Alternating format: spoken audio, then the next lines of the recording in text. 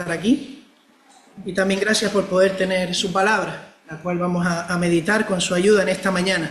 Si les parece, vamos a iniciar poniendo esta reunión en las manos del Señor. Agradecido, Señor, en este día, porque tú concedes, Señor, que sigamos respirando hoy, porque tú nos has guardado, Señor, hasta este lugar.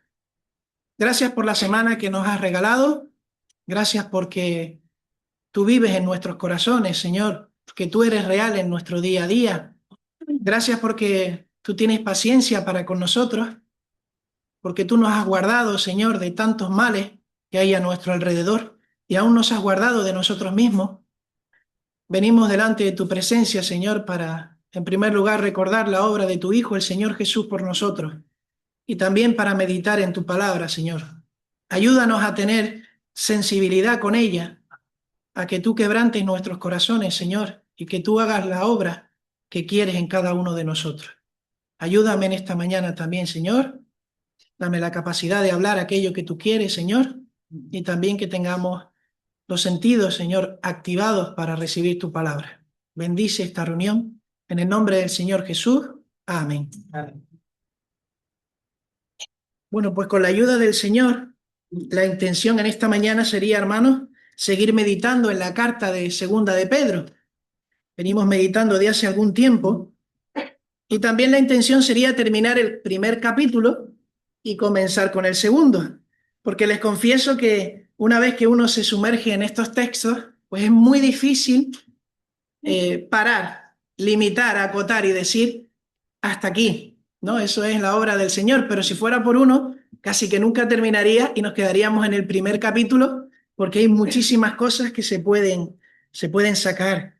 Entonces les invito a que sigan leyendo el capítulo 1 en casa. Vamos a leer desde el versículo 21 del capítulo 1 de Segunda de Pedro para enganchar también con el segundo capítulo. Y así también terminamos el primer capítulo. Segunda de Pedro, capítulo 1, versículo 21, hasta el capítulo 2, versículo 3. Porque nunca la profecía fue traída por voluntad humana, sino que los santos hombres de Dios hablaron siendo inspirados por el Espíritu Santo. Pero hubo también falsos profetas entre el pueblo, como habrá entre vosotros falsos maestros, que introducirán encubiertamente herejías destructoras y aún negarán al Señor que los rescató, atrayendo sobre sí mismos destrucción repentina. Y muchos seguirán sus disoluciones, por causa de los cuales el camino de la verdad será blasfemado. Y por avaricia harán mercadería de vosotros con palabras fingidas. Sobre los tales, ya de largo tiempo, la condenación no se tarda y su perdición no se duerme. Que el Señor bendiga su palabra en esta mañana. Versículo 21 de Segunda de Pedro. ¿Cómo terminábamos en la última ocasión? Porque nunca la profecía fue traída por voluntad humana. Y ese sería el título, ¿verdad?, en esta mañana. Nunca la profecía fue traída por voluntad humana. Alguien lo dijo, lo que se escribió en la palabra del Señor no era elaboración propia de los escritores, no eran sus propias ideas, no era el resultado de su imaginación, de un momento de éxtasis, de un momento o una experiencia, o incluso de la especulación. Es la propia palabra de Dios. Y dice el versículo también que los santos hombres de Dios hablaron siendo inspirados por el Espíritu Santo. Esto es algo que es difícil de comprender, porque no es algo que pase todos los días. De hecho, es concreto en un momento de la historia en el que los profetas fueron llamados por Dios. Y en esta mañana me gustaría parar también en esa confección de un texto profético. No sé si alguna vez lo han pensado. Los procesos que se tienen que dar para que un texto bíblico se dé en estas circunstancias. Pero sí es verdad que aquí tenemos un versículo clave, el versículo 21, para cuando sale ese debate con muchas personas que dicen que la palabra de Dios no es palabra de Dios, sino que es palabra humana. Y dentro de los argumentos internos, porque hay argumentos externos, internos a la palabra de Dios, deberíamos anotar este versículo para compartirlo con aquellos que dudan. Y por hacer un repaso muy breve, decíamos que la palabra de Dios tiene una inspiración verbal. No sé si lo recuerdan. Y es verbal porque cada palabra es inspirada por Dios en el original. Y fíjense que hablamos de más de 40 autores que tiene la palabra de Dios. Pues todo lo que está escrito en la Biblia es palabra de Dios. Primera de Corintios 2, 12 y 13. Dice así el versículo, Primera de Corintios capítulo 2, versículos 12 y 13. Y nosotros no hemos recibido el espíritu del mundo, sino el espíritu que proviene de Dios, para que sepamos lo que Dios nos ha concedido. Lo cual también hablamos, no con palabras enseñadas por sabiduría humana, sino con las que enseña el espíritu, acomodando lo espiritual a lo espiritual. Es una inspiración verbal, cada palabra que está escrita en el original. Dios no dio un marco general a los escritores. ¿Recuerdan cuando estudiábamos, quizás en el instituto, quizás en la universidad o en un trabajo, nos mandan a hacer, pues quizás un informe y nos dan unos puntos que tienen que aparecer en ese informe y nos dicen, este es el marco general que tiene que aparecer en ese informe. Cada uno de estos puntos tienen que aparecer. Esto no fue lo que pasó con la palabra de Dios. No se le dio unas instrucciones a los escritores, no se les dio unos puntos, unas ideas para que ellos pusieran de su propia cosecha. Las palabras mismas escritas por el Espíritu Santo, utilizando a los obreros que Dios escogió. Así que inspiración verbal de cada palabra, inspiración plenaria. ¿Se acuerdan? Inspiración plenaria, que viene de pleno, totalmente. La palabra de Dios de principio a fin, desde Génesis hasta Apocalipsis, es también palabra inspirada. Palabra dada por Dios. ¿Recuerdan 2 de Timoteo 3:16? Toda la escritura es inspirada por Dios y es útil para enseñar, para redarguir, para corregir, para instruir en justicia. Pero decimos pleno no solo por libro, desde Génesis hasta Apocalipsis, sino dentro de cada libro también es plena, porque hay muchos que anulan páginas de la Biblia y dentro de un libro deciden qué es inspirado y qué no es inspirado. Así que decimos que es pleno en todos los sentidos, tanto de Génesis hasta Apocalipsis como dentro de cada libro lo que allí encontramos. Y finalmente decíamos que la palabra de Dios también es inerrante, es decir, que no contiene error, no tiene ningún error. En el original, una vez ha sido transmitida por Dios a la persona. Alguien diría, pero yo he encontrado muchas versiones, incluso he visto que hay errores. Posteriormente se pueden dar errores en la palabra de Dios, en cuanto a las copias, por ejemplo, que se pueden hacer. Por no hablar de las traducciones, porque cuando nosotros pensamos en la Biblia tenemos que hablar en un contexto y en una forma de pensar. No estamos hablando de Canarias, siglo XXI, y la manera en la que tenemos de ver las cosas no es igual que como lo veía el pueblo de Israel, en términos de, y ustedes muchos lo saben, sobre todo aquellos que son filólogos, nosotros pensamos siempre en relación a nuestro idioma. Está muy relacionado el concepto y las ideas con nuestro idioma. Por lo tanto, no es fácil y tendremos que tener mucho cuidado, y aquí está la exhortación al elegir la versión de la traducción de nuestras Biblias, porque queriendo acomodarlas a nuestros días, cambiamos textos y le damos una forma que el original no tiene. Así que tenemos que tener cuidado a la hora de elegir nuestra versión bíblica. Pero sí podemos decir que la versión original está exenta de error, no contiene error. También decíamos que Dios hace esto porque quiere preservar su obra. La obra es de Dios y Él quiere preservarla y hace todo para que sea así. De modo que sea transmitida con absoluta fidelidad. Afirmamos en esta mañana, por tanto, que el texto bíblico es original en todo su sentido. Es absolutamente palabra de Dios. Ahora bien, estos hombres que fueron impulsados, que es la palabra, ¿verdad? La palabra inspirar, fueron llevados, fueron atraídos a hacerlo, fueron arrastrados, eso significa inspirar. Estos hombres pues tienen que pasar por un proceso y es precioso cuando investigamos el proceso desde el momento que Dios llama al profeta y hace la obra que le encomienda. Y hemos escogido al profeta Jeremías, que podemos ir yendo a Jeremías para ver la confección de un texto sagrado profético. El profeta Jeremías es un buen ejemplo de ver los pasos, los puntos en este proceso. Jeremías capítulo 1.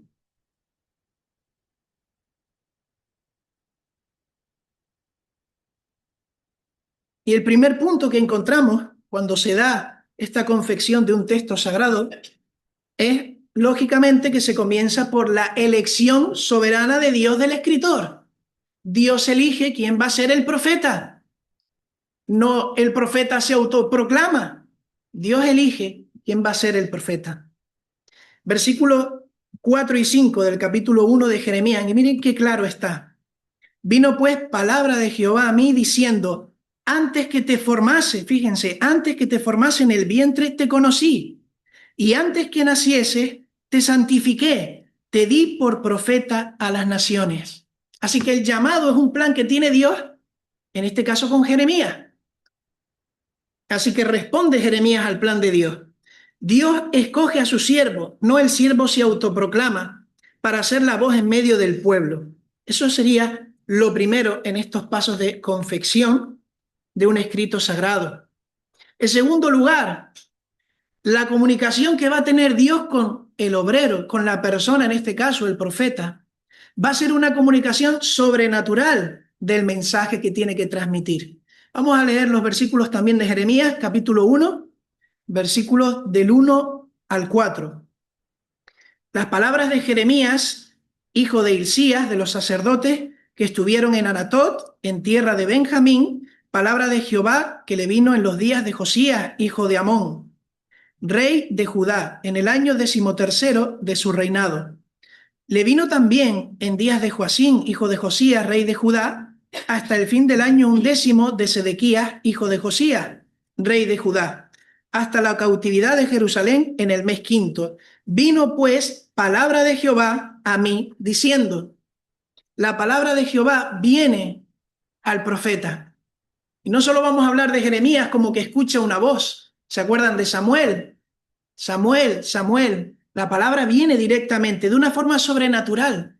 Por no hablar de Moisés y la zarza ardiente, también habla de una forma sobrenatural. Por no hablar de tantos que recibieron una visión que hablaba perfectamente de cómo actuar. Así que en segundo lugar, la palabra que viene al profeta es una palabra sobrenatural. Y lo vemos en Jeremías. Dios le habla directamente. En tercer lugar, ¿qué más decir de este proceso?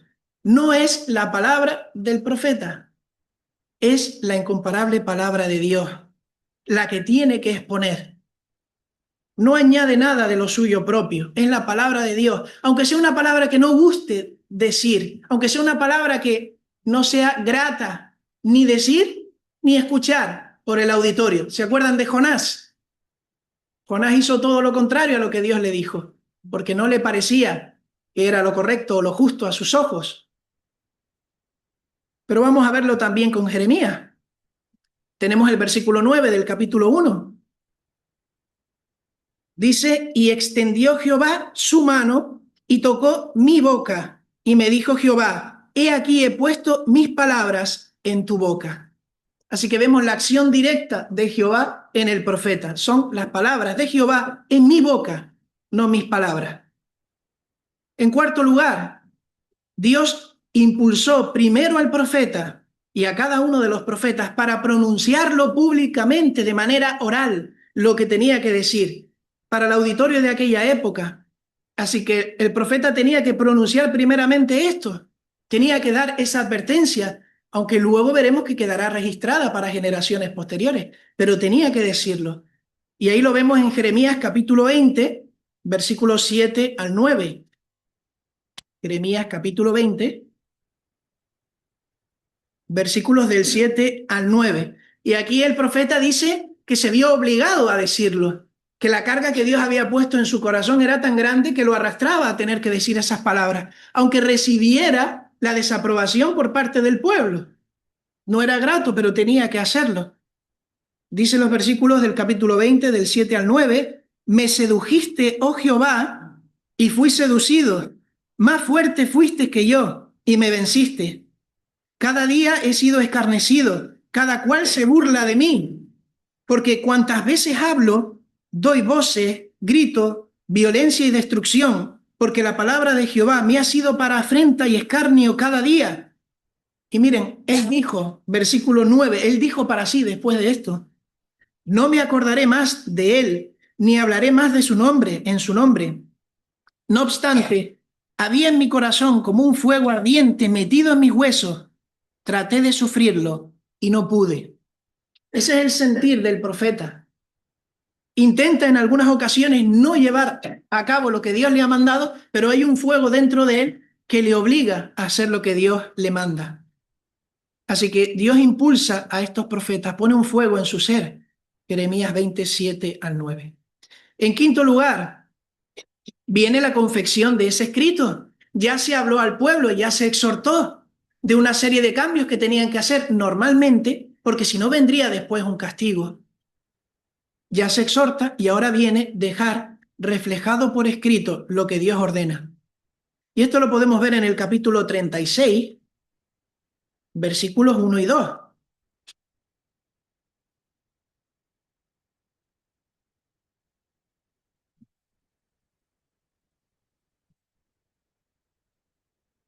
Y dice: aconteció en el cuarto año de Joacín, hijo de Josías, rey de Judá, que vino esta palabra de Jehová a Jeremías diciendo: toma un rollo de libro y escribe en él todas las palabras que te he hablado contra Israel y contra Judá y contra todas las naciones. Fíjense desde cuándo: desde el día que comencé a hablarte. No ahora en mitad de la obra o del camino, desde el día que comencé a hablarte, desde los días de Josías hasta hoy. Así que la orden es directa. Lo que te he dicho, que tienes que informar al pueblo, que tienes que exhortar, déjalo por escrito. Y aquí me gustaría hacer un paréntesis porque tuve la curiosidad y me pregunté qué motivo tendría Dios para coger ese texto que primeramente ha sido hablado al pueblo y dejarlo registrado en la palabra. Porque si bien se dijo en público, tuvo un efecto. A veces hay obediencia o a veces desobediencia a esa palabra, pero ya se cumplió el objetivo. ¿Por qué dejarlo por escrito?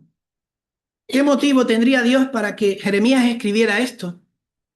Pues miren, seguí leyendo el versículo 3 y me regocijé en las palabras del Señor de por qué había dejado este texto por escrito, y se conecta perfectamente con lo que Pedro está haciendo en su segunda carta, sabiendo que pronto va a partir y es para nosotros.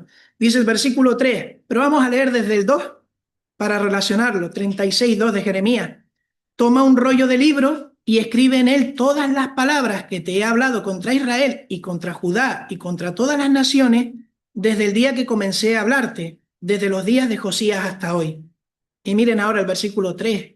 Quizá oiga la casa de Judá todo el mal que yo pienso hacerles, y se arrepienta cada uno de su mal camino, y yo perdonaré su maldad y su pecado. Ese es el objetivo de dejarlo por escrito. Y trasladando estas palabras a la casa de Judá en nuestros días, es precioso, hermano, que tengamos la palabra profética también. Y de alguna manera, muchas veces, cuando nos vienen esas palabras que son de nuestra vieja naturaleza que aún sigue, o del enemigo que está bien presente en nuestras vidas y nos dicen: ¿para qué vas a leer la Biblia otra vez? ¿Para qué vas a leer ese texto que ya te lo sabes de memoria? ¿Para qué vas a venir a la congregación? No sé si les pasa, pero a mí me pasa. Estas palabras pueden venir a nuestra mente, a cada uno de nosotros. Quizá oiga mi pueblo y se arrepienta cada uno de su mal camino, y yo perdonaré su maldad y su pecado. El Señor nos conoce. El ser humano siempre tiende a olvidar y a decir: ya yo no necesito la palabra de Dios, ya yo no necesito estar con mis hermanos o mis hermanas. Pues aquí hay una exhortación clara de que aunque seamos salvos por la sangre del Señor Jesús y no perdamos la salvación porque es su obra, no es la nuestra, sí podemos estar andando caminos errados. Y el Señor quiere ubicarnos otra vez en el lugar oportuno. Quizás oiga mi pueblo y se arrepienta cada uno de su mal camino y yo perdonaré. Ese es el objetivo. Yo perdonaré, yo quiero perdonar su maldad y su pecado. Pero miren, hay otros ejemplos en los cuales Dios manda que se escriba el discurso oral o la visión que se está viendo, en este caso por el profeta. Éxodo 17, 14, vamos a ver solo dos. Éxodo 17, 14, que allí está hablando de Moisés y de un episodio concreto con Amalek. Y Dios de manera imperativa le dice a Moisés que recoja por escrito lo que han estado hablando. Éxodo 17, 14. Y Jehová dijo a Moisés, escribe esto para memoria en un libro y di a Josué que raeré del todo la memoria de Amalek de debajo del cielo. Escribe esto en un libro. Y si nos vamos a Apocalipsis en el Nuevo Testamento, un segundo ejemplo, capítulo 1, versículo 11, y allí se está hablando a Juan. Apocalipsis capítulo 1, versículo 11. Bueno, podemos leer desde el 10. Yo estaba en el Espíritu en el día del Señor, y oí detrás de mí una gran voz como de trompeta que decía, yo soy el Alfa y la Omega, el primero y el último. Escribe en un libro lo que ves y envíalo a las 7 iglesias que están en Asia, a Éfeso, Esmirna, Pérgamo, Tiatira, Sardis, Filadelfia y la Odisea. Y en el mismo libro, capítulo 14 y versículo 13,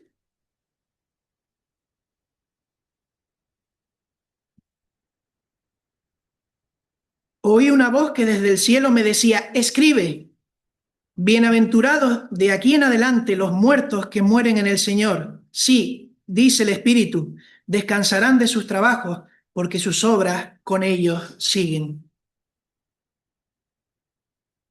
Así que, como decíamos en el quinto punto, se da proceso a la confección del escrito bíblico por orden divina, por instrucción divina. Y terminamos con el punto 6. El mensaje escrito resultante que llega a nuestros días ya es palabra de Dios, está certificado como palabra de Dios. Y aquí sí que no he encontrado un texto mejor que el de Oseas. He tenido que salir de Jeremías porque el de Oseas era más claro. Oseas capítulo 8. Vamos a buscarlo. Jeremías, Lamentaciones, Ezequiel, Daniel, Oseas. Oseas capítulo 8, versículo 12. Después de Daniel, capítulo 8 y versículo 12. Y es precioso cómo Dios habla de la palabra que el profeta ha hablado y ha escrito como su palabra. Es mi palabra, aunque haya usado el instrumento, en este caso, de Oseas. Oseas 8, versículo 12 dice, le escribí, y habla Dios, le escribí las grandezas de mi ley y fueron tenidas por cosa extraña, como si Dios mismo la hubiera escrito, porque es que Dios mismo la escribió. Por eso hay inspiración verbal, plenaria, y no hay error. Así que el mensaje es directamente de Dios para el auditorio. Y vamos ahora otra vez a nuestra carta, a Pedro. Hemos visto de una manera muy resumida el proceso de confección de un texto sagrado, profético de parte de Dios. Pero volviendo a Pedro, Pedro tiene esto también en mente cuando habla de inspiración. Y él quiere hacer notar ahora que vamos a encontrarnos con otro escenario que no es nuevo, es muy antiguo, es el de los falsos profetas y los falsos maestros en el capítulo 2. Y ha hecho este contraste. Primero la verdad, inspirada por Dios, hablábamos del primer capítulo como una verdad que nos llegaba a nosotros a través de un conocimiento verdadero, y el capítulo 2 hablábamos un conocimiento falso, un conocimiento falso. Pero antes de pasar al capítulo 2 de Segunda de Pedro, vamos a recordar 4 lecciones que hemos visto a lo largo de este estudio. Muy sencillas, pero que sería bueno recordarlas antes de pasar al capítulo 2. En el capítulo 1, los versículos del 3 al 4, ¿qué veíamos? Somos hechos partícipes de la nueva naturaleza, una naturaleza divina. No somos lo que éramos antes. Dice 2 Corintios 5:17, de modo que si alguno está en Cristo, nueva criatura es. Las cosas viejas pasaron, he aquí todas son hechas nuevas. Así que nos está diciendo el apóstol que somos partícipes de una naturaleza divina, gracias a la obra de Cristo. En segundo lugar, ¿qué veíamos? Versículos 5 al 7. Pongamos toda diligencia en los atributos, características distintivos de esta nueva naturaleza. Tenemos que poner de nuestra parte para crecer. Ese carácter a desarrollar, ¿se acuerdan? Partía de la fe y de la fe se añadía la virtud. De la virtud se añadía, versículos 5 al 7, conocimiento, dominio propio, paciencia, a la paciencia, piedad, a la piedad, afecto fraternal y al afecto fraternal, amor. Así que en esto tenemos que estar enfocados en estos atributos que tenemos como hijos de Dios adoptados por la fe. Pongamos toda diligencia. En tercer lugar, que veíamos versículos 8 al 11, no olvidemos la purificación de nuestros antiguos pecados. Porque si lo olvidamos, podemos caer en vivir una vida como si no hubiésemos sido purificados por la sangre de Cristo. Y a veces estamos con un pie andando esos caminos y otro los caminos del Señor. No olvidemos la purificación de nuestros antiguos pecados, porque así no viviremos de manera ociosa. Y recuerden que ocioso es inútil, una vida inútil a los ojos de los hombres. No, a los ojos de los hombres podemos vivir una vida ejemplar, pero a los ojos de Dios puede ser una vida inútil, porque estamos centrados en cosas de este mundo. Y eso se relacionaba con nuestra forma de entrar al reino. Si somos embajadores y tenemos que volver al reino y somos peregrinos, ¿cómo será nuestra entrada en el reino de Dios? ¿Será amplia o tendremos que entrar agachando la cabeza? Cada uno de nosotros tenemos que hacer ese ejercicio delante de Dios. Y lo último, lo que hemos visto, ¿verdad? En las últimas sesiones, la confiabilidad del mensaje y de los mensajeros. Lo que estamos hablando es verdad. Hay fiabilidad, hay confiabilidad en el mensaje y en los mensajeros. Y decíamos, confiabilidad en el testimonio de los apóstoles. Pedro, Jacobo y Juan estuvieron en el Monte Santo y vieron la deidad de Cristo. Los demás apóstoles vieron a Cristo obrar milagros, pero la deidad en el Monte Santo la vieron ellos tres. Y aquí está hablando Pedro, que estuvo allí presente. Así que hay un testimonio confiable. Y en segundo lugar, como hemos visto ahora, la palabra profética más segura a través de la inspiración verbal plenaria y de esta palabra inerrante. Bueno, pues visto este pequeño resumen, vamos a iniciar con la ayuda del Señor el capítulo 2. Y aquí vamos a hablar de falsos profetas y falsos maestros. Si tuviéramos que dividir los 22 versículos del capítulo 2, si los tienen delante, los podríamos dividir de muchas maneras, pero quizás hay una más sencilla y que el texto invita a hacerlo así, que sería los falsos profetas del 1 al 3. En segundo lugar, del 4 al 9, la condenación de los falsos profetas.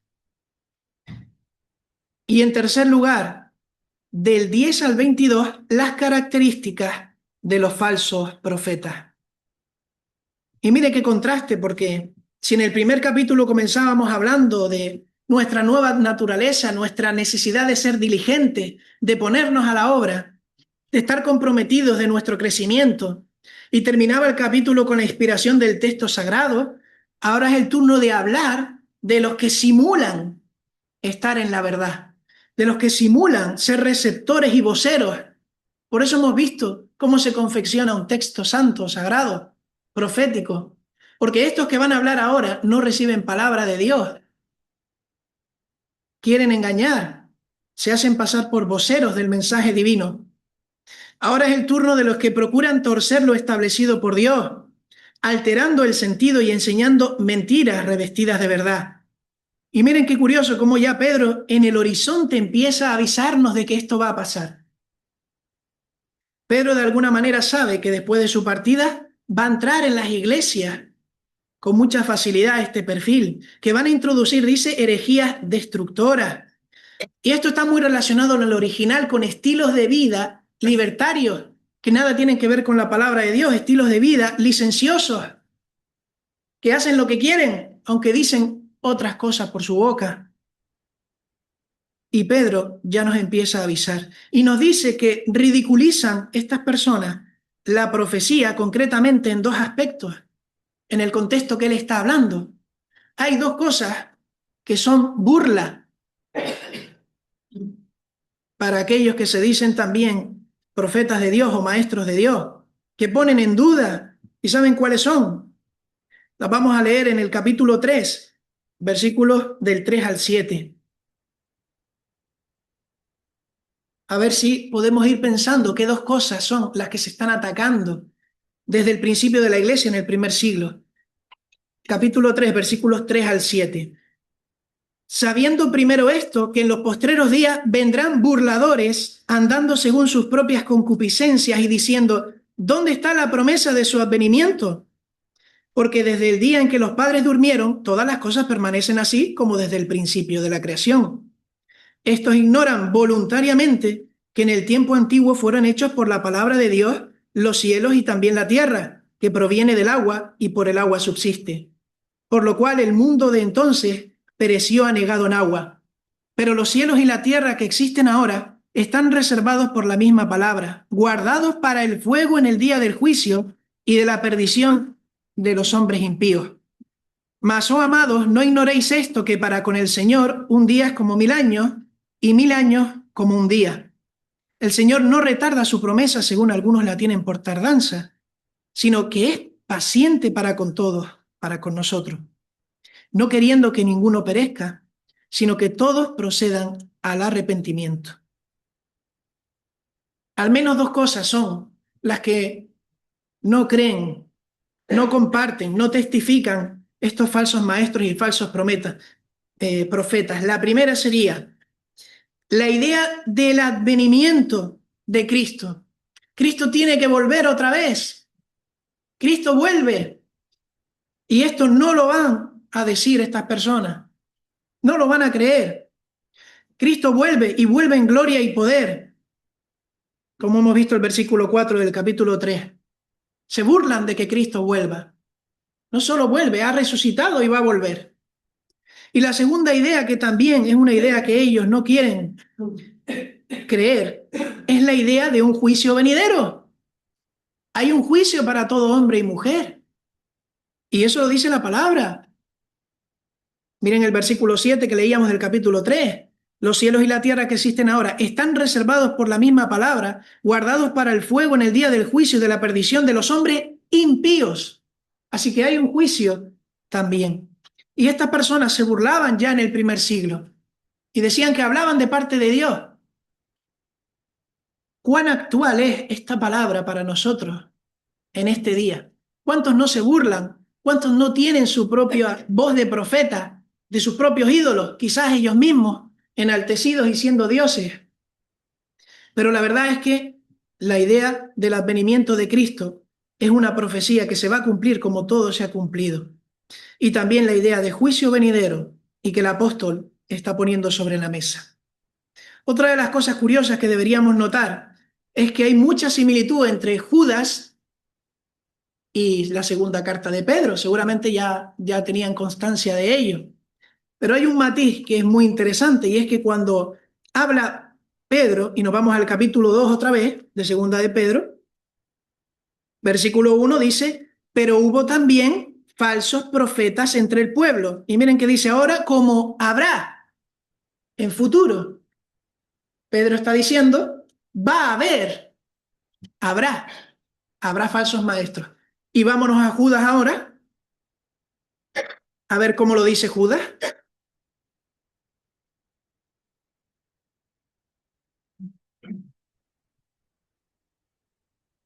Versículo 4. Bueno, vamos a leer desde el versículo 4.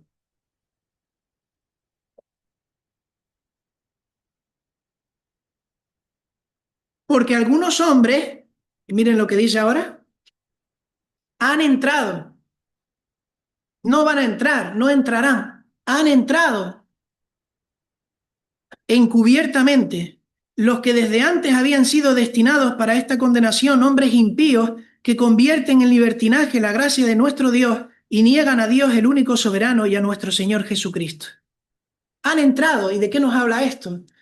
Pues de lo mismo que dice Pedro en el capítulo 2, encubiertamente, de manera apremiante, de una manera que pasa inadvertido, pero en muy poco tiempo. Estamos hablando del primer siglo de la iglesia. Y uno está hablando en futuro y otro ya en presente. Y esto nos habla de cómo actúa el enemigo y cómo actúan los falsos profetas y los falsos maestros, en un abrir y cerrar de ojos, de un día para otro.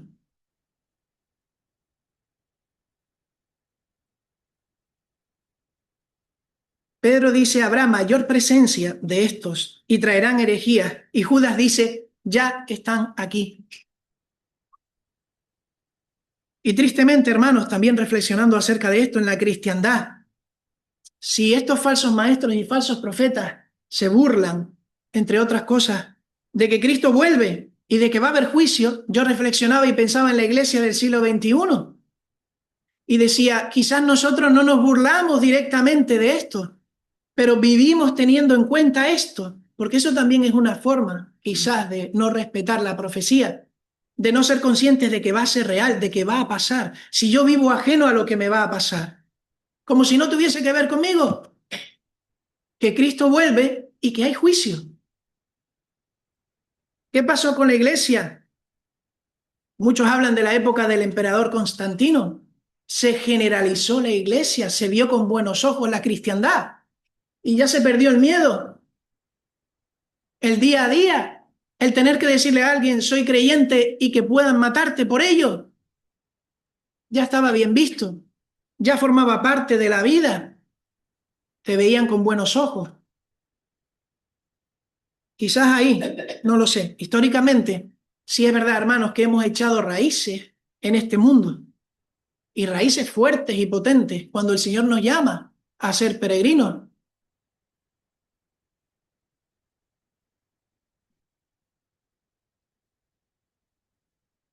El tono moral con el que vivimos en las iglesias, la decadencia espiritual, el valor que se le da a la palabra de Dios en nuestro día a día.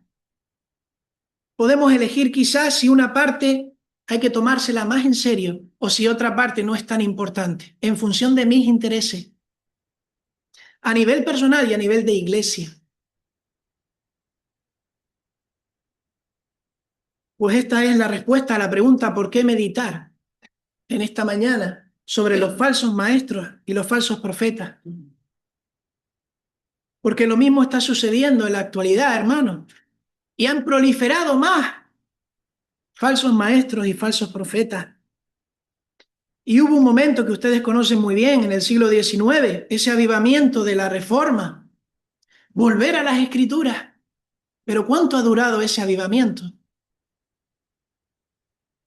Apenas 200 años, ya volvemos otra vez a estar mirando fuera de la palabra lo que este mundo nos dice, que es ético, que no es ético, que es correcto, que no es correcto. Pero nosotros tenemos que volver a la palabra, que no caduca, que es muy antigua, pero que no caduca. Así que con la ayuda del Señor, la idea es introducirnos en este capítulo con mucho respeto, con la idea de detectar a los falsos maestros, falsos profetas, y de saber cómo actuar, porque el Señor también nos lo dice, saber cómo actuar ante estas situaciones. Lo dice Judas, contender ardientemente, contender. ¿Qué más decir antes de entrar en estos versículos del capítulo 2? Miren, dice dos cosas que hacen los falsos profetas también. Van a actuar contra la verdad bíblica, esa que es inspirada por Dios, y van a tener intenciones personales. Van a enseñar mentiras disfrazadas de verdad. Y va a haber también arrogancia, que es evidente. Y esto nos habla de Satanás, porque Satanás es mentiroso y padre de la mentira. Juan capítulo 8, versículo 43 y versículo 44.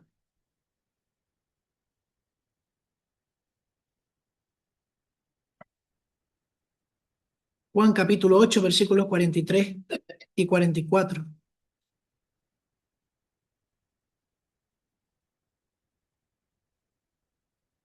¿Por qué no entendéis mi lenguaje?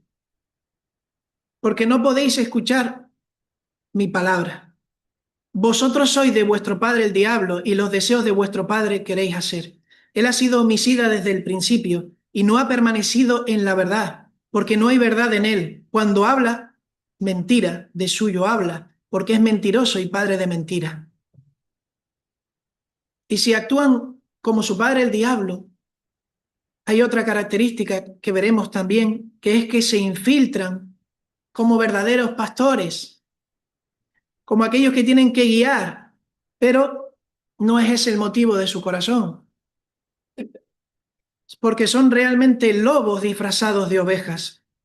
Y Jesús advirtió a los discípulos sobre los falsos profetas en muchas ocasiones y sobre las mentiras que dirían. Mateo 24:11, y muchos falsos profetas se levantarán y engañarán a muchos.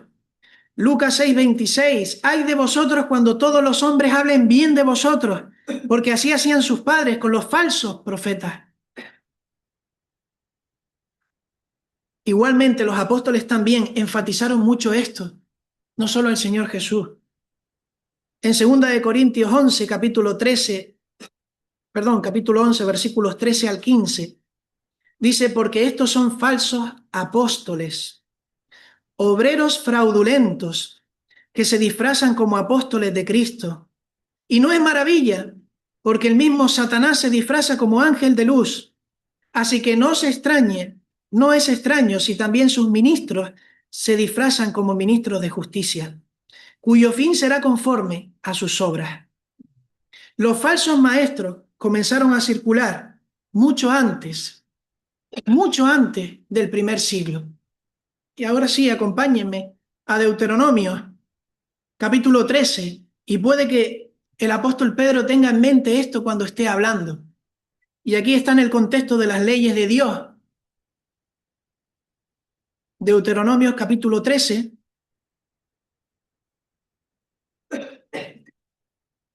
y vamos a leer desde el versículo 1 hasta el versículo 5. Y miren cómo se llama aquí a los profetas. La verdad que es bastante curiosa la expresión. Soñador de sueños. Soñador de sueños. Y aquí está hablando de los falsos profetas. ¿Qué hacer con los falsos profetas en el Antiguo Testamento? Cuando se levantare en medio de ti profeta o soñador de sueños y te anunciare señal o prodigios, y miren lo que dice, y si se cumpliere la señal, esto no lo sabía yo, los falsos profetas pueden obrar milagros, pero no conforme a la verdad, conforme a la mentira como su padre. Y venía a la mente el ejemplo de Faraón con Moisés. Aquellos hechiceros también hicieron cobrar vida a unas varas que se convirtieron en culebras. Versículo 2, y si se cumpliere la señal o prodigio que él te anunció diciendo, vamos en pos de dioses ajenos que no conociste y sirvámosle, miren lo que dice, no darás oído a las palabras de tal profeta, ni al tal soñador de sueños, porque Jehová vuestro Dios os está probando. Conforme a la verdad os está probando, no conforme a las señales, a los hechos, para saber si amáis a Jehová vuestro Dios con todo vuestro corazón y con toda vuestra alma. No nos dejemos llevar por los milagros que veamos cuando no están acompañados de la verdad, sino de la mentira. Tengamos cuidado. Versículo 4, en pos de Jehová vuestro Dios andaréis, a él temeréis, guardaréis sus mandamientos y escucharéis su voz, a él serviréis y a él seguiréis. Y miren lo que le pasa ahora a tal profeta.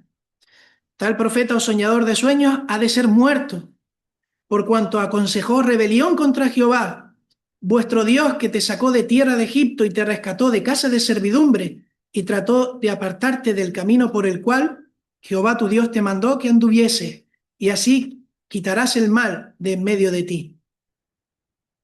Y decía un expositor bíblico que nosotros no tenemos que quemar a ningún hereje, como se hizo históricamente. Dejemos el juicio a Dios. Nosotros no tenemos que quemar a nadie, pero sí tenemos que actuar sabiendo que hay personas que van en contra de la palabra de Dios y estamos advertidos por la palabra. Así que estos falsos maestros se infiltran como verdaderos. Los falsos maestros no comenzaron a circular en el primer siglo de la iglesia, siempre estuvieron y falsos profetas. ¿Y qué hicieron? ¿Qué hicieron los profetas que venían de parte de Dios? ¿Qué hicieron los apóstoles en el primer siglo? Salir al encuentro de los tales y defender. ¿Con qué? Con la palabra de Dios. La verdad contra la mentira. Así que tenemos un problema, y vamos terminando en cuanto a lecciones y aplicaciones en esta introducción del capítulo 2. Tenemos un problema, y es que esto es una realidad que tenemos que tener presente en nuestros días. ¿Qué le pasó a las iglesias en Galacia? Y lo leemos allí en Gálatas, los versículos 6 y 7 del capítulo 1. Dice allí Pablo: estoy maravillado de que tan pronto os hayáis alejado del que os llamó por la gracia de Cristo. ¿Para seguir qué? Un evangelio diferente. ¿Acaso hay evangelios diferentes? No que haya otro, dice él, sino que hay algunos que os perturban y quieren pervertir el evangelio de Cristo. Ante estas continuas advertencias que encontramos en la palabra de Dios y en esta carta de Pedro, debemos ser conscientes del problema. Es una cosa real, está pasando. Y siempre pasó. Son personas que se infiltran en congregaciones de creyentes, pero miren, normalmente hacen mucho daño donde los creyentes no están bien sólidos en la palabra.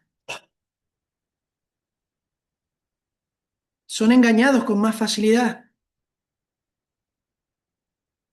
propagando doctrinas de demonios. Primera de Timoteo 4:1, pero el Espíritu dice claramente que en los postreros tiempos algunos apostatarán de la fe, escuchando a espíritus engañadores y a doctrinas de demonios.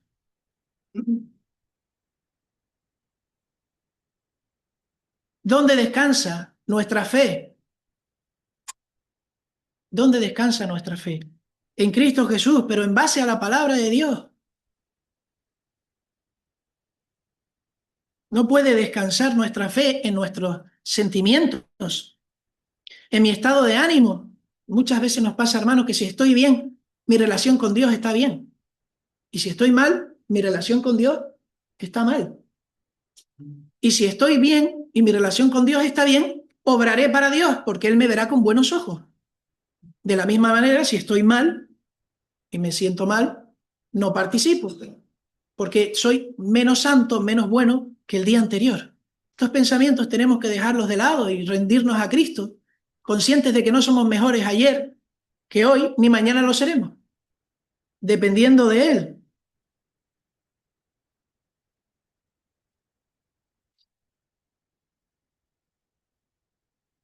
Así que, ¿cuál es la solución al problema que es real de la presencia de los falsos maestros y falsos profetas? ¿Qué debemos hacer ante los tales? ¿Qué nos enseña las Escrituras? Pues miren, la exhortación para nosotros en esta mañana, por un lado, es para el cuerpo de la iglesia, para cada una de las personas que conforman la iglesia, y por otro lado, para aquellos que presentan la palabra en la congregación. Para todo creyente, podríamos decir dos cosas.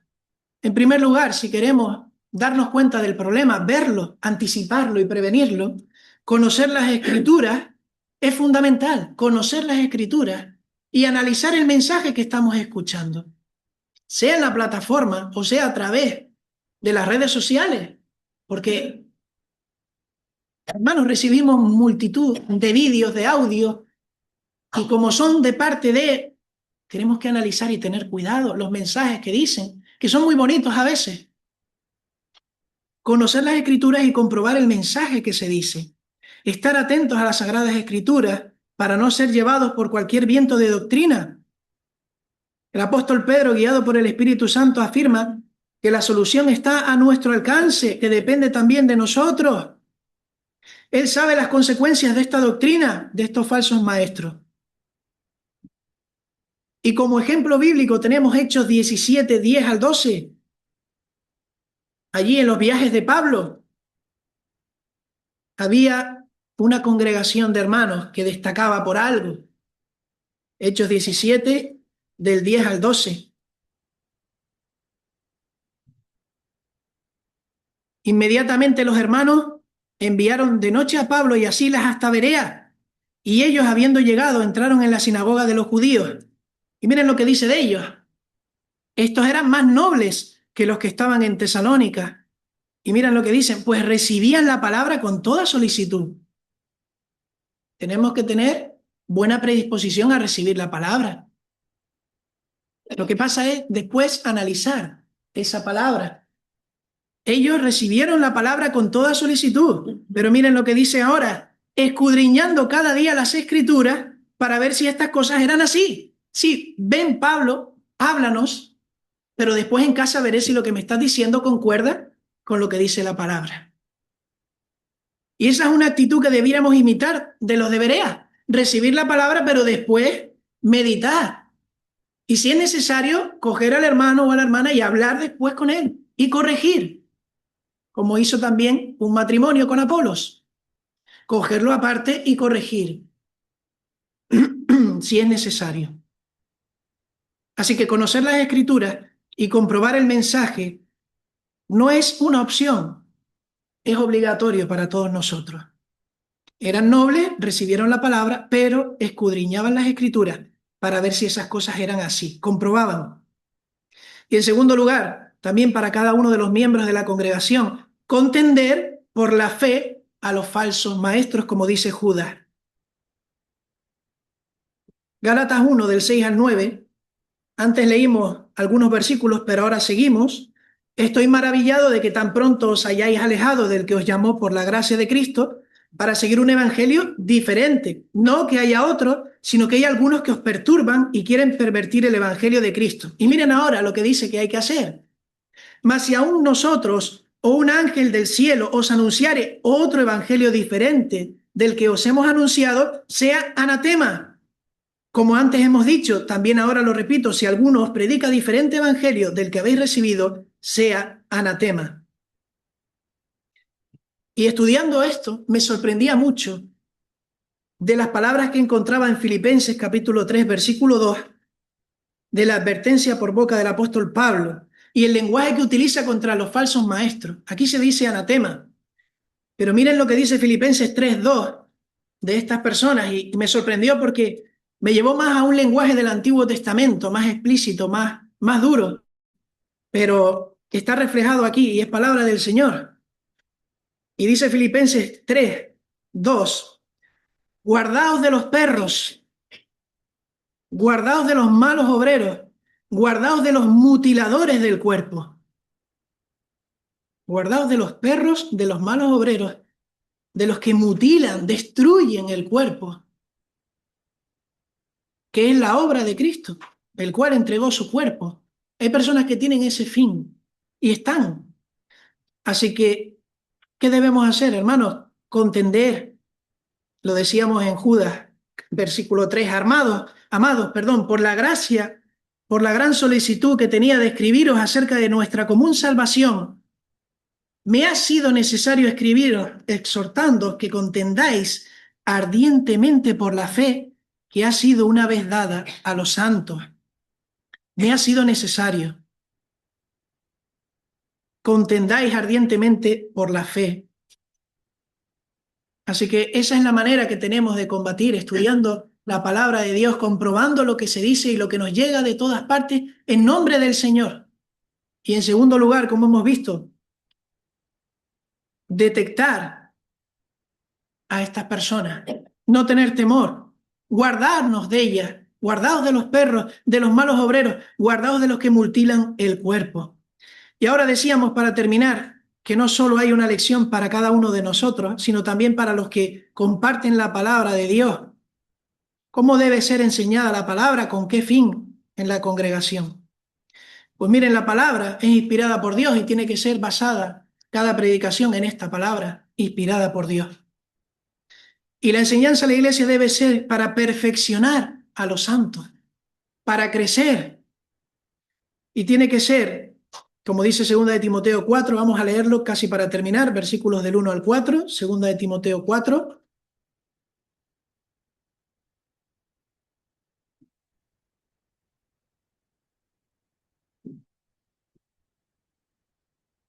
Las palabras que le dice Pablo a Timoteo: te encarezco delante de Dios y del Señor Jesucristo, que juzgará a los vivos y a los muertos en su manifestación y en su reino, que prediques la palabra, que instes a tiempo y fuera de tiempo, redarguye, reprende, exhorta con toda paciencia y doctrina.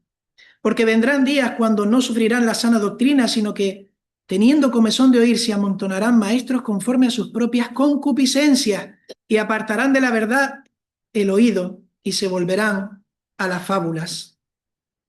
Así que hay que enseñar la palabra de Dios con el fin de perfeccionar a los santos.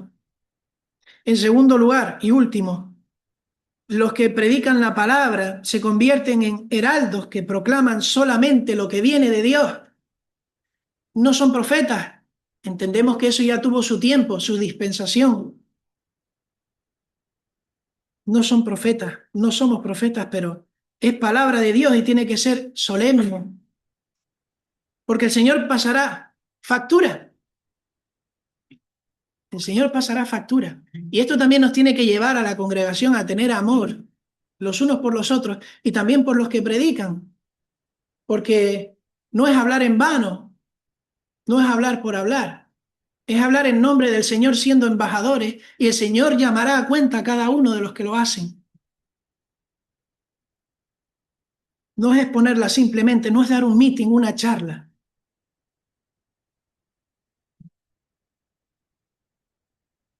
Diría Pablo, somos embajadores en nombre de Cristo como